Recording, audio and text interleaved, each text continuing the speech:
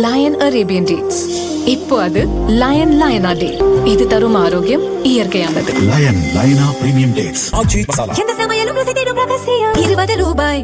Cooker விசில மறந்து உணவு வீணாகி போச்சா? இனி அந்த கவலையே வேண்டாம். வழங்குகிறோம் உலகின் முதல் விசில் கவுண்டர் குக்கர், புதிய அல்ட்ரா குரோனோ.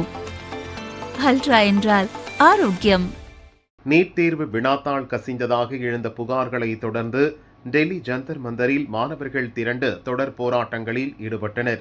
தொடக்கத்தில் மாணவர்களின் கோரிக்கைகளை மையமாக கொண்டு அமைதியான வழியில் தொடங்கிய இந்த போராட்டம் நாட்கள் செல்ல செல்ல தீவிரமடைந்தது. ஜூலை 20ஆம் தேதி ஆயிரக்கணக்கான மாணவர்கள் மற்றும் இளைஞர்கள் ஜந்தர் மந்தரிலிருந்து பார்லிமெண்ட் நோக்கி பேரணியாக புறப்பட்டனர். காவல்துறையினர் பல கட்ட தடுப்புகளை அமைத்திருந்த போதிலும் திரண்டிருந்த கும்பல் தடுப்புகளை உடைத்து கொண்டு முன்னேறியது.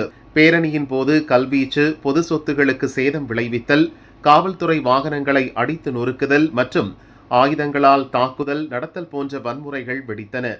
இதில் 6 IPS அதிகாரிகள் மற்றும் 118 காவல்துறையினர் உட்பட பலர் காயமடைந்தனர். இதனால் போராட்டக்காரர்களை கலைக்க கைது நடவடிக்கைகளை போலீசார் மேற்கொண்ட போதிலும் அவர்களை கட்டுப்படுத்த முடியவில்லை. எனவே சில இடங்களில் தடியடி நடத்தியும் கண்ணீர் புகைகுண்டுகளை வீசியும் நிலைமையை சீர் செய்ய பாதுகாப்பு படையினர் முயன்றனர். மாணவர்கள் நடத்தி வரும் போராட்டத்தில் தேச துரோகிகள் ஊடுருவி இருப்பதாக கூறப்படுகிறது. அதனை உறுதி செய்யும் விதமாக சில வீடியோக்கள் சமூக வலைதளங்களில் பரவி வருகின்றன. கத்தி, வாள் மற்றும் கட்டை போன்ற பயங்கரமான ஆயுதங்களை பயன்படுத்தி பாதுகாப்பு படையினரை போராட்டக்காரர்கள் கண்மூடித்தனமாக தாக்குவது போன்ற காட்சிகள் இடம்பெற்றுள்ளன. தற்போது விசாரணையில் போராட்டக்காரர்கள் கத்திகளை பயன்படுத்தி தாக்குதல் நடத்தியது உறுதியானது. ஜந்தர் மந்தர் மற்றும் அதன் முக்கிய நுழைவு பாதைகளில் முகத்தை அடையாளம் காணும் கேமராக்கள் பொருத்தப்பட்டன. இந்த தொழில்நுட்பத்தின் மூலமும் ட்ரோன் மற்றும் CCTV பதிவுகள் மூலமும் குற்ற பின்னணி கொண்டவர்கள் கண்டறியப்பட்டனர். ஜூலை 21ஆம் தேதி முதல் ஜூலை 23ஆம் தேதி வரை 2500க்கும் மேற்பட்ட நபர்களை டெல்லி போலீசார் அடையாளம் கண்டுள்ளனர்.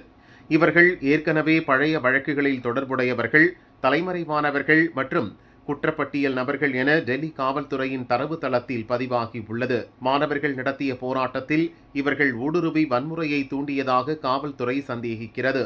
இதுவரை வன்முறை சம்பவங்கள் தொடர்பாக டெல்லி போலீசார் 15க்கும் மேற்பட்ட FIRகளை பதிவு செய்துள்ளனர். போராட்ட பகுதியில் வன்முறையை தூண்டும் வகையில் வதந்தி பரப்பிய 400க்கும் மேற்பட்ட சமூக வலைதள கணக்குகளை போலீசார் முடக்கியுள்ளனர்.